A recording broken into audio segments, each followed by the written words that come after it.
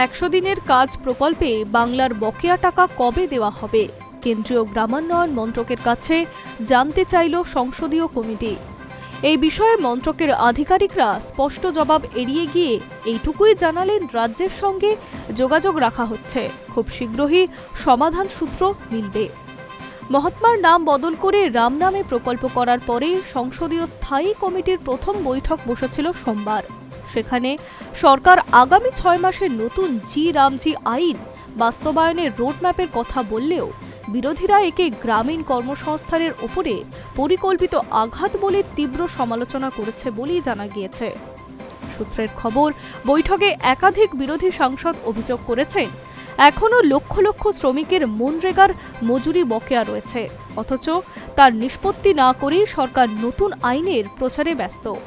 সেই সময় কমিটির চেয়ারম্যান তথা কংগ্রেস সাংসদ সপ্তগিরি উল্কা বৈঠকে উপস্থিত কেন্দ্রীয় গ্রামোন্নয়ন দপ্তরের আধিকারিকদের কাছে জানতে চায়, মনরেগায় বাংলার যে টাকা বকেয়া রয়েছে তা কবে দেওয়া হবে। তাতে আধিকারিকদের পক্ষ থেকে জবাব এড়িয়ে বলা হয়, বাংলার রাজ্য সরকারের সঙ্গে এই বিষয়ে যোগাযোগ রাখা হয়েছে, আশা করছি তাড়াতাড়ি সবকিছু মিটে যাবে।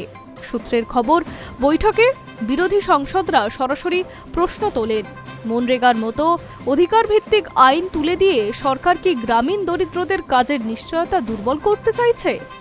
বিশেষ করে মজুরি বকেয়া, কাজের অভাব এবং প্রশাসনিক অনিয়মের পুরনো অভিজ্ঞতার কথা তুলে ধরে তারা আশঙ্কা প্রকাশ করেন, নতুন আইনে পরিস্থিতি আরও জটিল হতে পারে। কয়েকজন বিরোধী সাংসদ অভিযোগ করেন, মনরেগা শুধু একটি প্রকল্প নয়, এটি গ্রামীণ মানুষের অধিকার। নাম বদল ও কাঠামোগত পরিবর্তনের আড়ালে এই অধিকারকে খর্ব করা হচ্ছে। সূত্র মারফত আরও জানা গিয়েছে, বৈঠকে বাজেট বরাদ্দ নিয়েও বেশ চাপ চলছে। কেন্দ্র দায় ঝেড়ে রাজ্যগুলির ওপরে বোঝা চাপাতে চাইলেও সরব হয়েছেন বিরোধী সাংসদরা। কেন্দ্রীয় সরকারের বর্তমান আর্থিক অবস্থায় রাজ্যগুলিকে কতটা আর্থিক দায় বহন করতে হবে সেই প্রশ্ন উঠেছে, তবে সেই প্রশ্নের কোনো সদুত্তর সরকারের পক্ষের আধিকারিকরা দিতে পারেনি বলেই জানা গিয়েছে।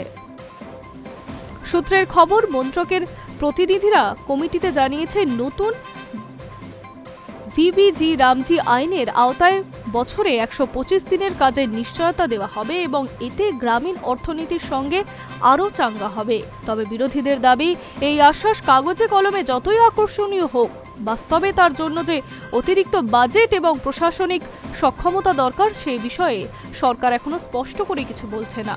High news network.